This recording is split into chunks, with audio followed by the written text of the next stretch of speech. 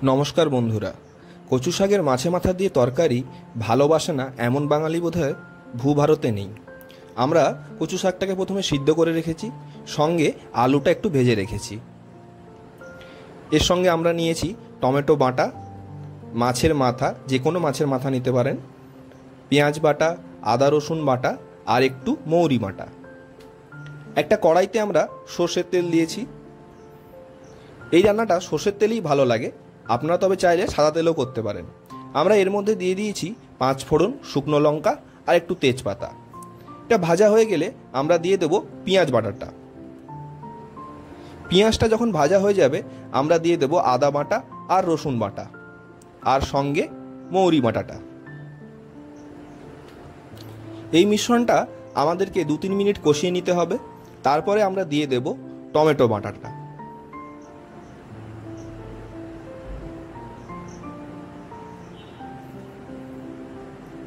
এরপরে আমরা একে একে দিয়ে দেবো হলুদ গুঁড়ো আর স্বাদের জন্য নুন এবং জিরে ধনে গুঁড়ো। রঙের জন্য আমরা কাশ্মীরি লঙ্কার গুঁড়ো ব্যবহার করেছি।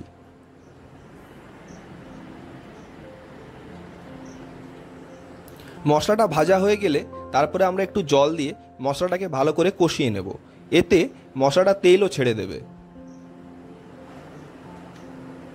আমরা হাফ চামচের মতো চিনি ব্যবহার করেছি। এতে রান্নার টেস্টটা কিন্তু ব্যালেন্স হয়। অল্প অল্প করে জল দিয়ে আমরা মশলাটা খুব ভালোভাবে কষিয়ে নেব। দেখুন, মশলাটা যখন এইরকম পর্যায়ে তেল ছেড়ে দেবে আমরা এর মধ্যে ভেজে রাখা আলুগুলো দিয়ে দেব।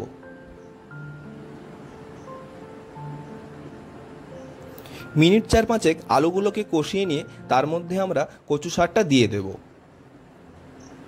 এরপরে আমাদের কিন্তু ভালো করে আলু এবং কচু শাকটাকে মশলার সাথে মাখিয়ে রান্না করতে হবে। 5-7 মিনিট রান্নার পরে আমরা মাছের মাথাটাও এর মধ্যে দিয়ে দেব।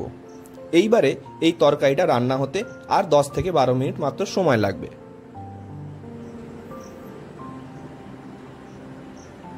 চাপা দিয়ে কখনো চাপা খুলে ভালো করে নাড়িয়ে রান্না করলে দেখবেন মিনিট 10-এর মধ্যে রান্নাটা কমপ্লিট হয়ে গেছে। দেখুন, যখন এরকমভাবে রান্নাটা একটু মাখো মাখো হয়ে যাবে বুঝবেন রান্না কমপ্লিট। একটা পাত্রে তুলে নিন, তারপরে গরম ভাতের সাথে খান। এই রান্নাটা কিন্তু গরম ভাতের সাথে জমে যায়। রান্নাটা যদি ভালো লাগে অবশ্যই চ্যানেলটা সাবস্ক্রাইব করুন। ভালো থাকবেন, ধন্যবাদ।